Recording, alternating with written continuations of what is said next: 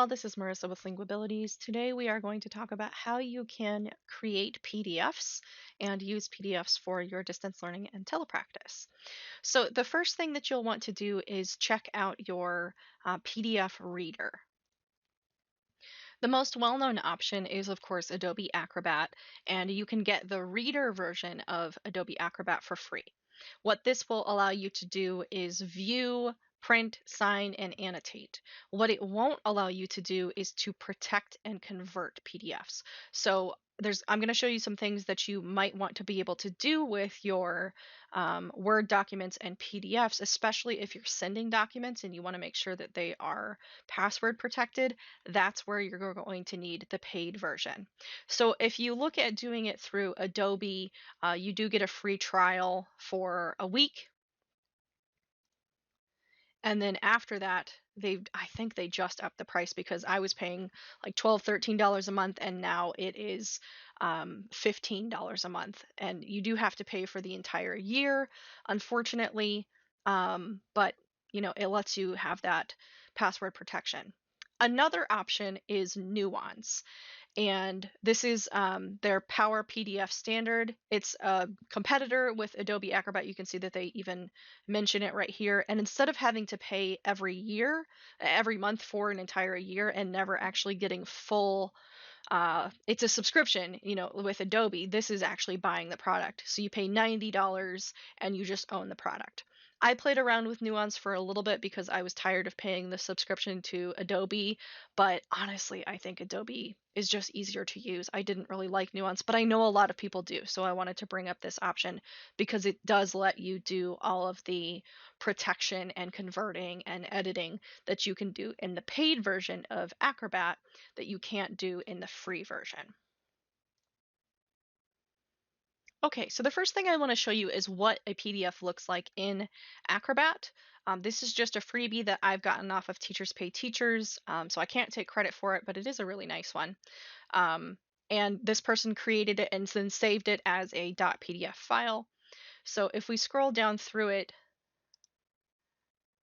you can see that you can rotate it if it happens to be in the wrong view. We can also change in view how many pages we're going to have displayed. So sometimes this is helpful if you want to have two at once. And then you can use your annotation software, which I'm going to do a video about later on how you use Zoom or GoToMeeting and the like to annotate on the screen. Now, I don't have Zoom up right now, so I can't show you that, but you could easily take your little pencil and then write here or your text feature and type. I like to bring it into Smart Notebook. It's just a little glossier of a way to do it, but that is a subscription and it's totally not necessary. You could very easily do it with the annotation tools through your platform.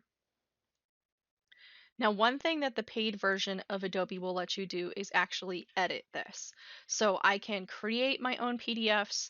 I can combine files if I wanted to add a page to this and make a big PDF, and then I can edit. I can also, in combining the files, you can organize what the pages are going to look like, but we're going to edit it just so that you can see what it looks like. So let's say there was a typo in this and it was supposed to be hands. Suddenly I can fix it.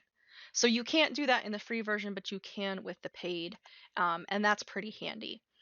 You can, of course, get way in depth in what you want your font to look like and everything, but basic editing if you need. Let's say that you're working on a report and you want to add in your signature. To do that, you can come up here to the top where it has a little pen, and then it will allow you to actually upload a picture of your signature or write it in yourself. So I'll show you how the initials work. It'll say add signature, add initials when you first start. So you can either have the automatic one like that. You can upload an image, or you can draw them yourself so that it actually looks like your handwriting. But I usually do an image, especially for my entire signature, just because it is a little cumbersome. So then when you click that, then it will let you bring up your initials, and you can adjust that for the size and everything. If you come back up here to sign, click on the signature, same thing. You just click where you want it to go. So you could easily bring your signature into the end of a report without having to print it, signing it by hand, and then uploading it back in by scanning it. So that's pretty nice. There are a couple other features you can do with some editing. If you wanted to circle things, you can do that. But I wouldn't use Adobe Acrobat as like my intensive editing. I would still use the word processing that I have. So if you have a Word document, that's what I want to show you next, how you can turn that into a PDF. So if I bring up just a Word document that I have, again, this is something that I got off of Teachers Pay Teachers. You can write in this document with your students just in the Word document, and that works fine. So you can write in whatever you want here, but I don't like it that it like bumps everything. It looks just a little clunky. So in this case, what I like to do is print it or port it to the PDF. So to do that, you go to File, and then you can either save as Adobe PDF or print. And I'll show you both ways. So first you save as Adobe PDF. It says that it needs to save the file before continuing. That's fine. And then you can see it will save as a PDF with the exact same name, and now it will save it as a PDF file rather than a Word document. So that's one way to do it. If we save that, it will just automatically bring it up. Takes just a second to convert. There we go. Now it's a PDF. So you would use your same editing tools here, your annotation tools to write. You could come in and do edit PDF and then write on there, but it's going to have the same issue as pushing the text to the side. So I think annotation works a little bit better. The other way then, with your Word document, what we did first was going to File, Save as PDF. You can also print, and then instead of actually using your printer, you're going to print it as an Adobe PDF document. And when you print it, then it will do the exact same thing. It will bring it up as something to save as a PDF, and you'll get the exact same result. That'll bring it up into Adobe Acrobat. So that's how you translate Word documents into PDFs. Let's say you have a PDF that you want to edit and you don't want to deal with the editing portion of Adobe. You actually want to bring it back into Word. That's totally doable. So to do that, you're going to come over here to File, and then you're going to Save as Other. Or I'm sorry, Save As is usually what I do.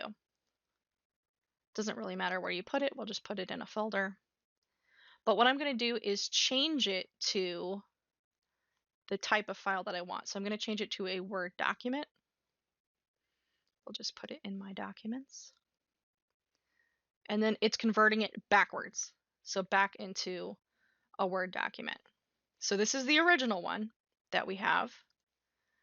This is the one that I just created.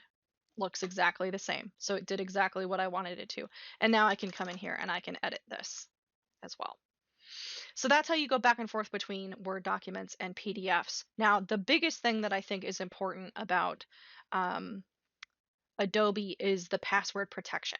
So typically, if you have a Word document, let's say that this is your report, you can save this so that it has password protection. The unfortunate thing, though, is that because it's a Word document, unless you set it to be read-only, people are going to be able to edit it.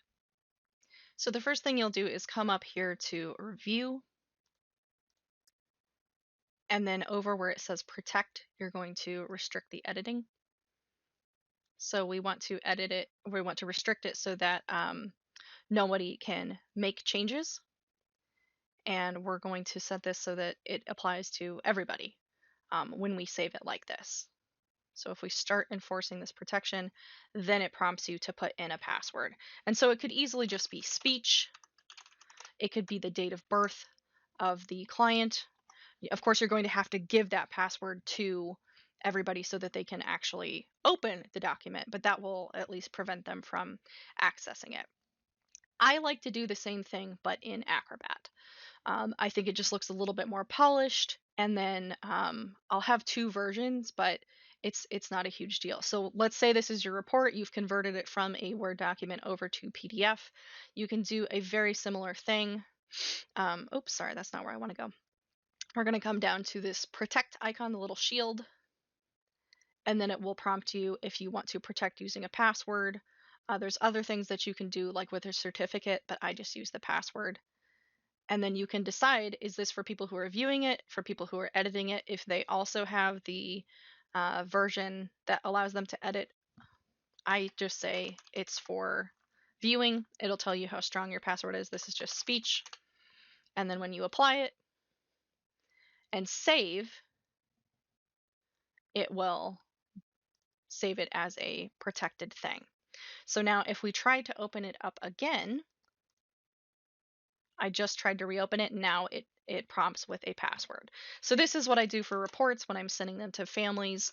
You can make it even more safe by sending the password in a separate email than the actual report, or even better, sending it in a text or just verbally to the family so that they know what the password is. And I always try to make it really easy, whether it's speech or it's the birth date of the client or anything like that. So I hope that was helpful. That's just a really quick and dirty how to use the PDF editors and PDF viewers for distance learning and telepractice. If you found this helpful, please give it a like and subscribe. Be sure to click that little bell icon so that you get notified when we come out with new videos. And at the bottom in the description, I have a list of all of the different products that I'm using in my telepractice. If you're interested in learning more about those and setting up your own telepractice, check out those affiliate links. And as always, good luck and have fun.